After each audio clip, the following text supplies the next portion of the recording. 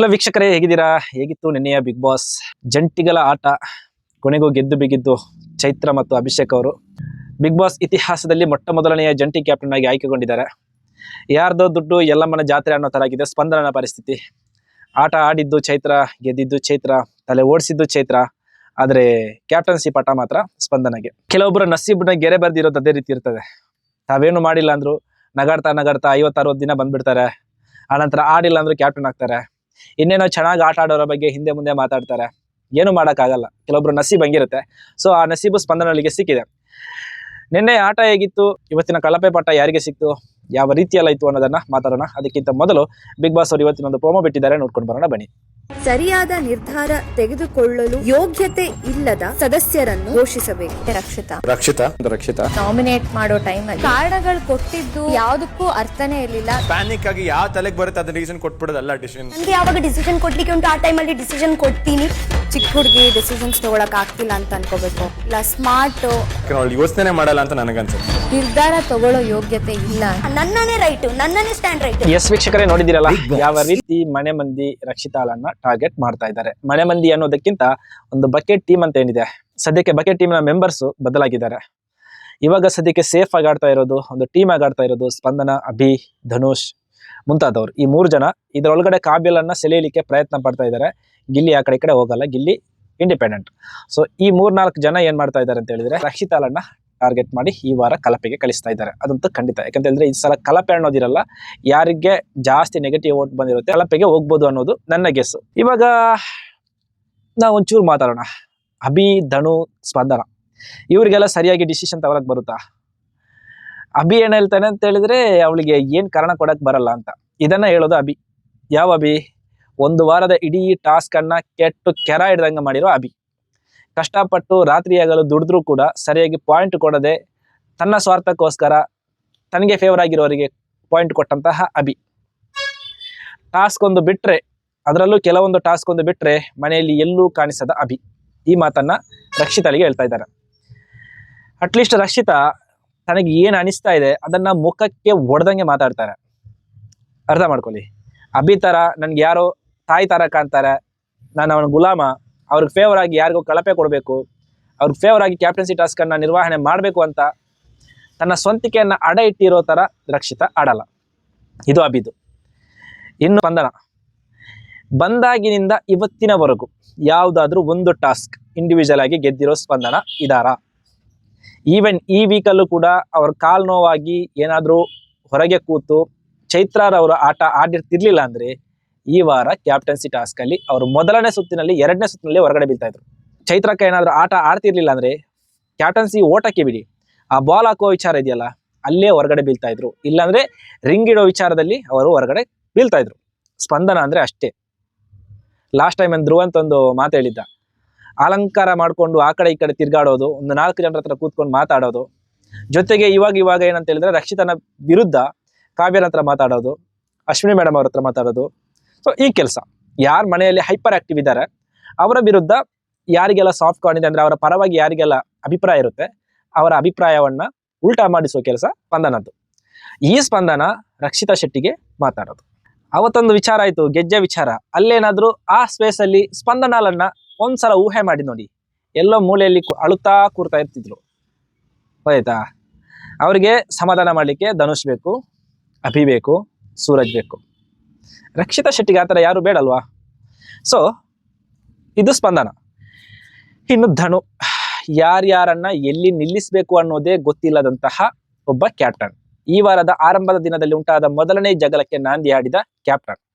ಇವರು decision making, ಇನ್ನೇನೋ opinion ಹೇಳೋ ವಿಚಾರದಲ್ಲಿ ರಕ್ಷಿತಾಳನ್ನ ಹೇಳ್ತಾ ಇದ್ದಾರೆ. ಸೊ ಇವರೆಲ್ಲ ಇಂಡಿವಿಜುವಲ್ ಆಗಿ ನೋಡಿದ್ರೆ ಏನೇನೂ ಇಲ್ಲ.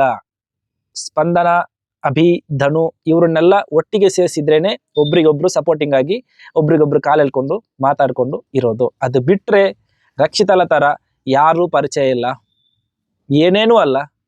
ಯಾವುದೇ ಬ್ಯಾಕ್ ಗ್ರೌಂಡ್ ಇಲ್ಲದೆ ಒಂದೇ ಒಂದು ಯೂಟ್ಯೂಬ್ ಚಾನಲ್ ಇಟ್ಕೊಂಡು, ಅದು ಕೂಡ ಭಾಷೆ ಸ್ಪಷ್ಟವಾಗಿ ಮಾತಾಡ್ಲಿಕ್ಕೆ ಬಾರದೇ ಇದ್ರು ಇಷ್ಟೊಂದು ದಿನ ಇಷ್ಟೊಂದು ಲೀಡಲ್ಲಿ ಸರ್ವೈವ್ ಆಗ್ಲಿಕ್ಕೆ ಇವ್ರು ಯಾರಿಗಾದ್ರೂ ಸಾಧ್ಯ ಆಯ್ತಾ? ಖಂಡಿತ ಸಾಧ್ಯ ಆಗಿಲ್ಲ. ಆದ್ರೂ ಕೂಡ ಇವರೆಲ್ಲ ರಕ್ಷಿತನ ವಿರುದ್ಧ ಒಪಿನಿಯನ್ ಅನ್ನ ಕ್ರಿಯೇಟ್ ಮಾಡ್ತಾ ಇದ್ದಾರೆ.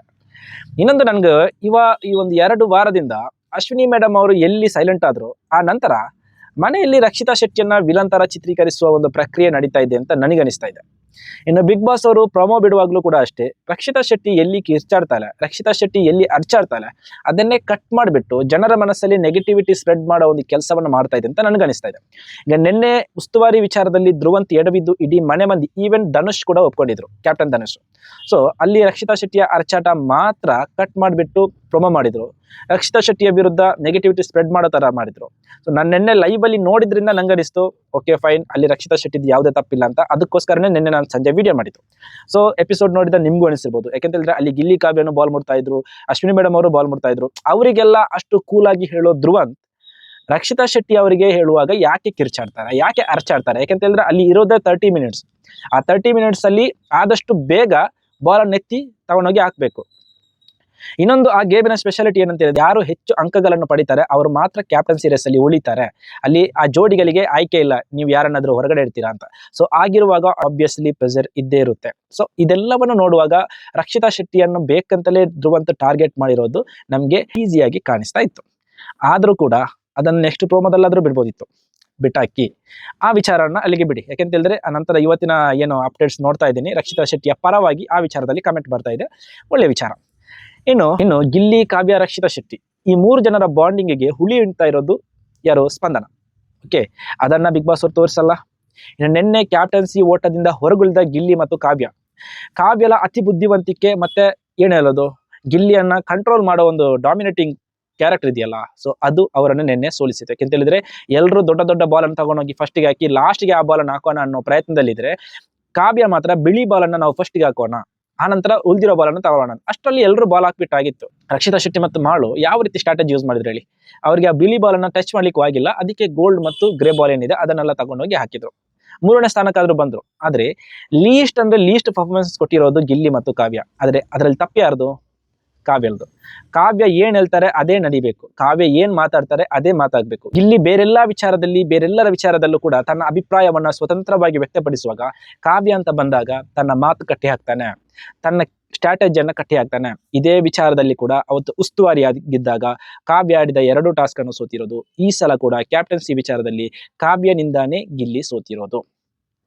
ಈ ಸೋತ ನಂತರ ಈ ಮನೆ ಮಂದಿ ಎಲ್ಲರೂ ಕಾಲೆಳೆಯುವಾಗ, ಅದರಲ್ಲೂ ಎಕ್ಸ್ಪೆಷಲಿ ಗಿಲ್ಲಿಯನ್ನ ಕಾಲೆಳೆಯುವಾಗ ರಕ್ಷಿತಾ ಶೆಟ್ಟಿ ಒಂದು ಮಾತು ಹೇಳ್ತಾರೆ, ನಾನ್ ಗೆದ್ರು ಗಿಲ್ಲಿ ಗೆದ್ರು ಒಂದೇ, ನನ್ನ ಪಾಯಿಂಟ್ ಎಲ್ಲ ಗಿಲ್ಲಿ ಪಾಯಿಂಟ್ ಅಂತ ಗಿಲ್ಲಿಯನ್ನ ಸಮಾಧಾನ ಮಾಡ್ಲಿಕ್ಕೆ ಹೋಗ್ತಾರೆ. ನಾನೇನಾದ್ರೂ ಕ್ಯಾಪ್ಟನ್ ಆದ್ರೆ ನೀವು ಕ್ಯಾಪ್ಟನ್ ಅಲ್ಲ, ನೀವು ಕ್ಯಾಪ್ಟನ್ ಅನ್ನೋ ರೀತಿಯಲ್ಲಿ ಅವರನ್ನ ಸಮಾಧಾನ ಮಾಡ್ತಾರೆ. ಆಗ ಗಿಲ್ಲಿ ತಮಾಷೆಯಾಗಿ ರಕ್ಷಿತಾ ಶೆಟ್ಟಿಯನ್ನು ಓಡಿಸ್ತಾರೆ.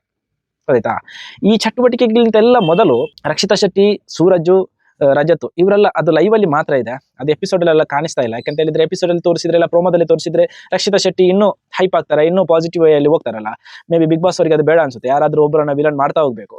ಸೊ ರಕ್ಷಿತಾ ಶೆಟ್ಟಿಯ ಜೊತೆ ರಾಶಿಕ್ ಅವ್ರು ಕೇಳ್ತಾರೆ, ನಿನಗೆ ಗಿಲ್ಲಿಯನ್ನ ಹೊರಗಡೆ ಇಡ್ಬೋದಿತ್ತಲ್ಲ, ಗಿಲ್ಲಿ ಕಾವ್ಯರನ್ನ ಹೊರಗಡೆ ಇಡ್ಬೋದಿತ್ತಲ್ಲ, ನೀನೇ ಅವರನ್ನ ನಾಮಿನೇಟ್ ಮಾಡಿದ್ಯಾ? ಸೊ ಹಾಗಿರುವಾಗ ಯಾಕೆ ಅವರನ್ನ ನೆಕ್ಸ್ಟ್ ವೀಕಿಗೂ ಈಗ ಕ್ಯಾದ್ರು ಅಂತ ಆದ್ರೆ ಅವ್ರ ನೆಕ್ಸ್ಟ್ ವೀಕಿಗೆ ಹೋದಾಗೆ, ಸೊ ನೀನ್ ಯಾಕೆ ಆ ತರದೊಂದು ಚಾನ್ಸ್ ಕೊಡ್ತೀಯ ಅವರಿಗೆ ಅಂತ. ಆಗ ರಕ್ಷಿತಾ ಶೆಟ್ಟಿ ಒಂದು ಮಾತು ಹೇಳ್ತಾರೆ, ನಾನು ನಾಮಿನೇಷನ್ ಏನು ಮಾಡುವಾಗ ನನಗಿದ್ದ ಕೋಪ, ಫ್ರಸ್ಟ್ರೇಷನ್, ಗರ್ವ ಇದೆಲ್ಲ ಆ ನಾಮಿನೇಷನ್ ಚೂರಿ ಹಾಕುವಲ್ಲಿಗೆ ಮುಗೀತು. ಅದರ ಆಚೆಗೆ ನಾನು ಕ್ಯಾರಿ ಫಾರ್ವರ್ಡ್ ಮಾಡಲ್ಲ. ಗಿಲ್ಲಿ ಕ್ಯಾಪ್ಟನ್ ಆಗುವುದನ್ನು ನಾನು ನೋಡ್ಬೇಕು, ಆಯ್ತಾ? ಗಿಲ್ಲಿಯನ್ನ ನಾನು ಕ್ಯಾಪ್ಟನ್ಸಿ ಟಾಸ್ಕ್ ಇಂದ ಹೊರಗಡೆ ಇಡಲ್ಲ. ಹಳೇದನ್ನ ನಾನು ಮನಸ್ಸಲ್ಲಿ ಇಟ್ಕೊಂಡು ಮುಂದುವರೆದು ಎಲ್ಲದಕ್ಕೂ ಅದನ್ನೇ ಟಾರ್ಗೆಟ್ ಮಾಡ್ತಾ ಇಲ್ಲ, ಅದಕ್ಕೆ ಕಾರಣ ಕೊಡ್ತಾ ನಾನು ಹೋಗಲ್ಲ. ಇವತ್ತಿಂದ ನಂದು ಹೊಸದು ಫೀಲ್ ಆಗ್ತಾ ಬರ್ತಾ ಇರುತ್ತೆ, ನಾನು ಹೊಸ ರೀಸನ್ ಅನ್ನೇ ಕೊಡ್ತೀನಿ ಅಂತ. ಈ ವಿಚಾರಕ್ಕೆ ಸೂರಜ್ ಮತ್ತು ರಜತ್ ಅವರು ಕ್ಲಾಪ್ ಹೊಡಿತಾರೆ. ಇದು ಮೆಚುರಿಟಿ ಅಂದ್ರೆ. ಮೊನ್ನೆಯಿಂದ ಇಷ್ಟೆಲ್ಲ ಕಮೆಂಟ್ ಹೊಡಿದ್ರು, ಏನೇನೆಲ್ಲ ಮಾಡಿದ್ರಲ್ಲ ಕೆಟ್ಟದಾಗಿ ರಕ್ಷಿತಾ ಶೆಟ್ಟಿಯನ್ನ, ಆ ಕಮೆಂಟ್ ಹೊಡೆದವರು ಒಂದು ಸಲ ಎದೆ ಮುಟ್ಕೊಂಡು ಹೇಳಿ, ಈ ತರ ಆಲೋಚನೆ ಮಾಡುವವರು ಬಿಗ್ ಬಾಸ್ ಮನೆಯಲ್ಲಿ ಎಷ್ಟು ಜನ ಇದ್ದಾರೆ?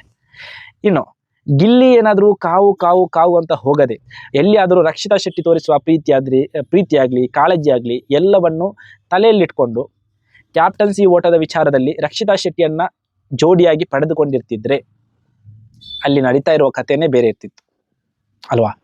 ಅಟ್ಲೀಸ್ಟ್ ಕ್ಯಾಪ್ಟನ್ಸಿ ಓಟಕ್ಕಾದ್ರೂ ಬರ್ತಿದ್ರು. ಕೊನೆ ಹಂತದಲ್ಲಿ ಬಂದು ಸೋಲೋದು ಅದು ಬೇರೆ ವಿಚಾರ, ಅಲ್ಲಿ ಯಾರಾದ್ರೂ ಒಬ್ರು ಗೆಲ್ಲೇಬೇಕು, ಒಬ್ರು ಸೋಲ್ಲೇಬೇಕು. ಆದ್ರೆ ಕ್ಯಾಪ್ಟನ್ಸಿ ಓಟಕ್ಕೆ ಬಾರದಂತೆಯೇ ಅಷ್ಟು ಹೀನಾಯವಾಗಿ ಸೋಲುದಿದೆಯಲ್ಲ, ಅದು ನಮ್ಮ ಡಿಸಿಷನ್ ನಮ್ಗೆ ತೋರಿಸ್ಕೊಡ್ತಾ ಇರೋದು.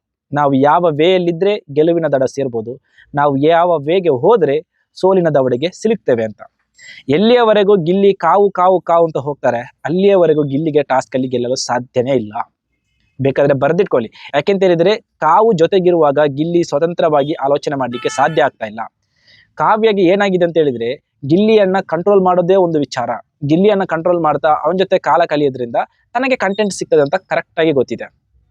ಈ ಟಾಸ್ಕ್ ಅಲ್ಲಿ ಕಾವ್ಯ ಬೇಕು ಅಂತ ಗಿಲ್ಲಿಯನ್ನ ಆಯ್ಕೆ ಮಾಡಿಕೊಂಡಿದ್ದಲ್ಲ. ಅಲ್ಲಿ ಸೂರಜ್ ನನ್ನನ್ನು ಆಯ್ಕೆ ಮಾಡ್ಕೊಳಲ್ಲ, ಧ್ರುವ ಅಂತ ನನಗೆ ಬೇಡ, ಅಲ್ಲಿ ಆಪ್ಷನ್ ಇರೋದು ನೆಕ್ಸ್ಟ್ ಗಿಲ್ಲಿ. ದಡ್ಡ ಗಿಲ್ಲಿಗೆ ಇದು ಅರ್ಥ ಆಗ್ತಾ ಇಲ್ಲ. ಗಿಲ್ಲಿ ಎಲ್ಲವನ್ನ ವಿಶಾಲವಾದ ಮನಸ್ಸಿನಿಂದ ಅಕ್ಸೆಪ್ಟ್ ಮಾಡ್ತಾ ಇದ್ದಾರೆ. ಆದರೆ ಆ ರೀತಿ ಇಲ್ಲ, ಕ್ಯಾಲ್ಕುಲೇಷನ್ ಆ ರೀತಿ ಇಲ್ಲ. ಗಿಲ್ಲಿಯ ಒಳ್ಳೆತನವನ್ನ ಅಲ್ಲಿ ದುರ್ಬಳಕೆ ಮಾಡ್ತಾ ಇದ್ದಾರೆ. ಗಿಲ್ಲಿಗೆ ನಿಜವಾಗ್ಲೂ ಸಪೋರ್ಟ್ ಮಾಡ್ತಾ ಇರೋದು, ಮನಸಾರೆ ಸಪೋರ್ಟ್ ಮಾಡ್ತಾ ಇರೋದು ರಕ್ಷಿತಾ ಶೆಟ್ಟಿ ಮಾತ್ರ. ಎಷ್ಟೇ ನಾಮಿನೇಟ್ ಮಾಡಲಿ, ಎಷ್ಟೇ ಜಗಳಗಳಾಗಲಿ, ಏನೇ ಆಗಲಿ, ಆದರೆ ಗಿಲ್ಲಿಯನ್ನ ರಕ್ಷಿತಾ ಶೆಟ್ಟಿ ಬಿಟ್ಟು ಕೊಟ್ಟಿಲ್ಲ, ಬಿಟ್ಟು ಕೊಡುವುದೂ ಇಲ್ಲ. ಅರ್ಥ ಮಾಡ್ಕೊಳ್ಳಿ. ಇನ್ನು ರಕ್ಷಿತಾ ಶೆಟ್ಟಿಯ ಬಗ್ಗೆ ಇನ್ನೇನೋ ಕಮೆಂಟ್ ಆಗ್ತೀರಾ, ಬೇರೇನೋ ಕಮೆಂಟ್ ಆಗ್ತೀರಾ, ಕಮೆಂಟ್ ಹಾಕೊಳ್ಳಿ. ಆದರೆ ಬಿಗ್ ಬಾಸ್ ಅನ್ನ ನೀಟಾಗಿ ಅಬ್ಸರ್ವ್ ಮಾಡಿ ವ್ಯಕ್ತಿತ್ವವನ್ನ ತೂಗಿ ಅಳೆದು ಓಟ್ ಹಾಕೋರಿದಾರಲ್ಲ, ಅವ್ರು ಯಾವತ್ತೂ ಕೂಡ ಒಳ್ಳೆತನವನ್ನ ಬಿಟ್ಟು ಕೊಡಲ್ಲ. ಇದು ನಿನ್ನೆಯ ಸಂಚಿಕೆ ನೋಡುವಾಗ ನನಗನ್ಸಿತು. ಈ ವಿಚಾರ ನೀವು ಒಪ್ತೀರಾ ಒಪ್ಪಲ್ವಾ? ಕಮೆಂಟ್ ಬಾಕ್ಸಲ್ಲಿ ತಿಳಿಸಿ. ಒಪ್ತೀರಾ ಅಂತ ಆದರೆ ಈ ವಿಡಿಯೋವನ್ನು ಶೇರ್ ಮಾಡಿ.